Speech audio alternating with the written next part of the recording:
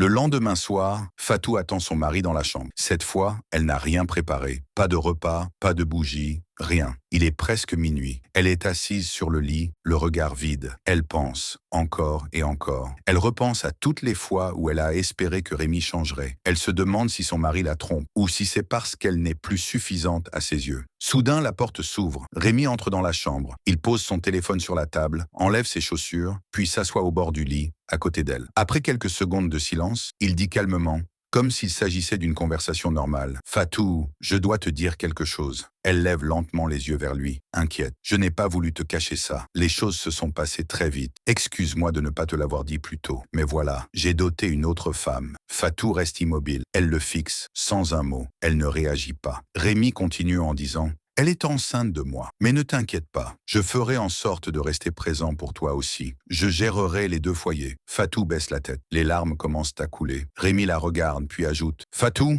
n'oublie pas qu'on a signé un contrat de mariage polygame. J'ai le droit de prendre une autre femme. Ce n'est pas contre toi. C'est mon choix, et j'assume. Elle ne répond pas. Elle se lève lentement, quitte la chambre et va s'asseoir seule dans le salon. Fatou repense à toutes ces nuits où Rémi rentrait tard, prétextant la fatigue ou le travail. Maintenant, tout s'éclaire. C'était chez l'autre femme qu'il passait ses soirées. Les plats qu'il refusait, il les avait déjà partagés ailleurs. Et aujourd'hui, sans honte, il vient lui annoncer qu'il a doté une autre femme en secret. Les mots de son mari résonnent encore dans sa tête. Si je ne t'avais pas épousé, personne d'autre ne l'aurait fait. Dans certains couples, beaucoup de femmes subissent en silence. Des blessures profondes, invisibles, des cicatrices que personne ne voit. Elles espèrent. Elles pardonnent les infidélités de leur mari. Elles s'accrochent à des miettes d'attention, croyant encore à un amour qui s'effrite chaque jour un peu plus. Fatou, comme tant d'autres, a cru qu'il changerait. Elle a tout donné, son temps, son amour, sa patience. Mais en retour, elle a reçu l'indifférence, le mépris et la trahison. Ce n'est pas parce qu'un contrat autorise la polygamie que cela justifie le mensonge et le manque de respect. Ce n'est pas parce qu'une femme se tait qu'elle accepte. Quand une femme pleure seule dans le salon, en silence, pour ne pas déranger, quand elle prépare des repas qui finiront dans le frigo,